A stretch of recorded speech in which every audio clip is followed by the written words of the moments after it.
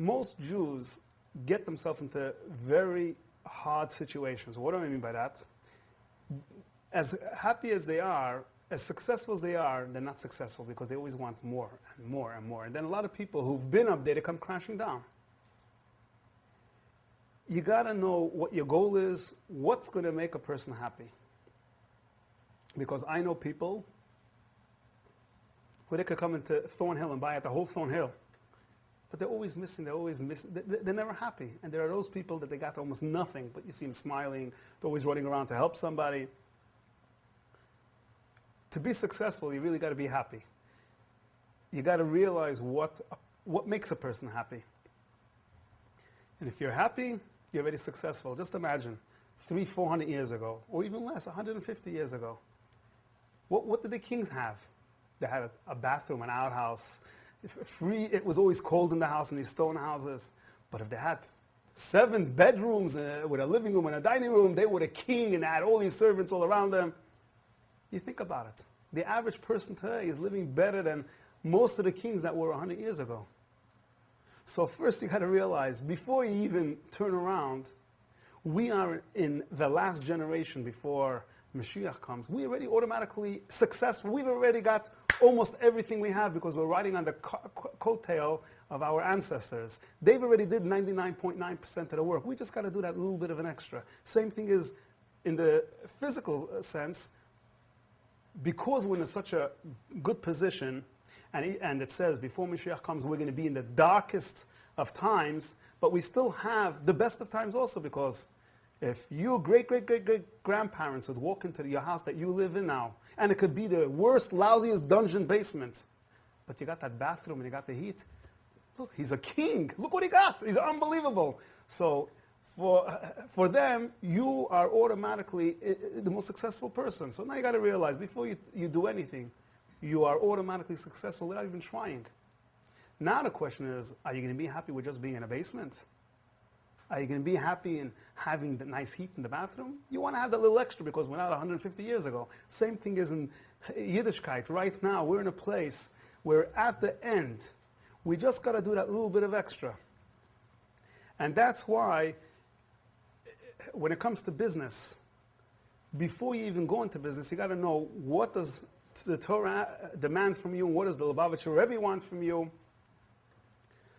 Somebody once went to the Rebbe. His name is Beryl Weiss from California. Very, very wealthy guy. This guy, Beryl Weiss, he's into old age homes. He's into a lot of things. But everything he did, he always used to go to the Rebbe and ask him for a blessing. One time he came to the Rebbe and he says, listen, I got this great deal. And he starts explaining the Rebbe, and the Rebbe had time for almost every single, I shouldn't say almost, for every single Jew on their own level. And he was telling the Rebbe the business deal, how great he's going to make millions and billions and trillions. And after he finishes, the Rebbe smiles to him. But what are you going to give me? So like Beryl Weiss is like, Rebbe, you know, whatever you want. You want 10%, 20%, 60%. What do you want? The Rebbe looks at him. I want you tell me whatever I want. I want you to learn 10,000 blot Gemara. The guy looks at the Rebbe. He says, Rebbe, I'm Zvulun.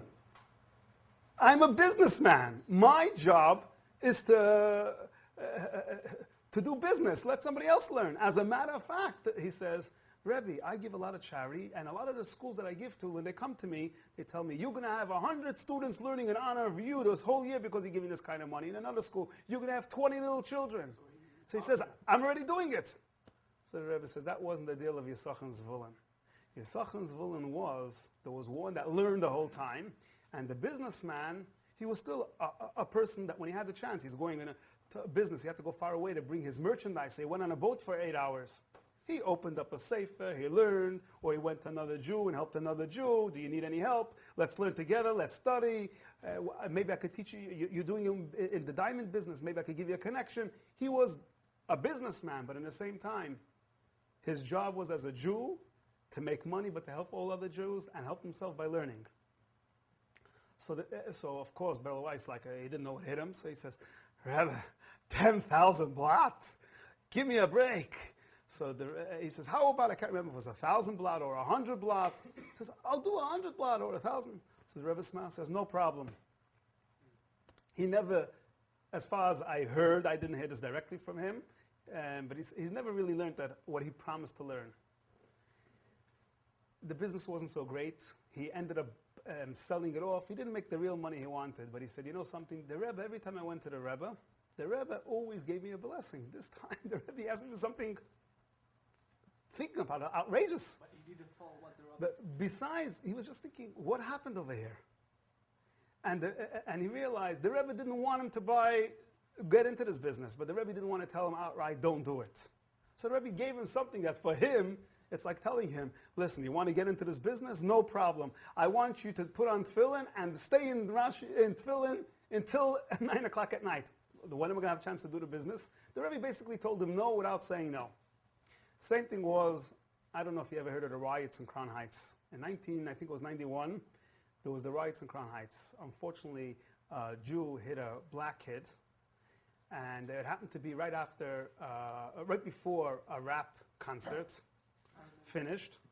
And what happened was police came right away. The kid was under the car, and the community in Crown Heights had a private ambulance, Jewish ambulance, and when he came, they were going to help the kid. The police said right away, take the driver and get out of here. So the ambulance, which was a Jew... It was a chaos after that, What? It was a chaos, like people get mad on the street. Yeah, it was a whole riot. But how did the riot start? The riot started, the kid was under a car, the kid that he hit, and the driver was hurt a little bit. The police told the ambulance to take the driver and get out of here. So he said, listen, I'm an ambulance. It was a private ambulance, but according to the laws, you can't just leave somebody who's... you got to take care of one who's hurt more. So, and it was done for the Jewish community, this private ambulance, because ambulances took 12 minutes to get there, and when there's an emergency, every minute counts. So they used to make it there in 2-3 minutes. So he came there, the police wanted to tell him to go. He says, I can't leave with another person badly injured, I got to help him. All of a sudden, he was arguing with the police, another ambulance came, so he said, the other ambulance, you'll take care of that, and he drove away. Right after that, 10 minutes later, a rap concert finished, and they said, the rumor was that there was a Jew hit a black, and the ambulance took care of a Jew who was hardly hurt, and the kid died. So it became a disaster. They stabbed the Jew, they killed the Jew at that time. It was really a disaster. But I was the real lucky one, because I owned that building that the kid was there. He was my tenant. It was a really, really bad thing. But in truth, when I was a young guy, this was 1988, I bought this building. 88 in the Hebrew letters is Tav Shin Mem Ches, which means Tismach, happy. I wrote into the Rebbe, I want to buy a property, we have 2 other partners, and we're talking how great is my first building I'm going to buy. I want to buy this building. And I write in a letter to the Rebbe and I don't get an answer. I write in a second time, a couple of days later I don't get an answer. I want to write a third time, so the Rebbe's secretary says, you didn't get an answer, I'm not writing in again. So I said, you're not the only secretary, I was there now. A guy I decide something, I'm going to do it, and I said, I'm going to go to the next secretary, I'll give it. And he says, you know what, I'll let you write it one more time, but you got to change the language. So the first language I wrote to the Rebbe was, I want to buy a building, it's 20 units, and I gave all the information. Now he tells me he'll give him the letter, but I should write it in a different way. So I'm a very smart aleck. And I write into the Rebbe, and I write down, I'm buying this building, I'm going to call it, the corporation is going to be called Tismach, Tavshin Mem Ches, because it's this year, and if I shouldn't buy it, please let me know. Otherwise, I'm buying it. So now the Rebbe can't just ignore it. So I'm playing games with the Rebbe, basically. What does the Rebbe do? Circles the word Tismach, and he writes on the side with an arrow, he writes, Shetaka be Tisamach, should really be happiness. I bought this building, and a couple of years later, 1991, there was the riots, and this building, the trash, I can't tell you the damage I had. But I didn't get wiped completely, and I look back and I say, boy, was I a really idiot. The Rebbe didn't answer me once, didn't answer me, I still tried playing games. And thank God I got the blessing, should really be happy, because if not that, I would have been wiped out. I got out, basically,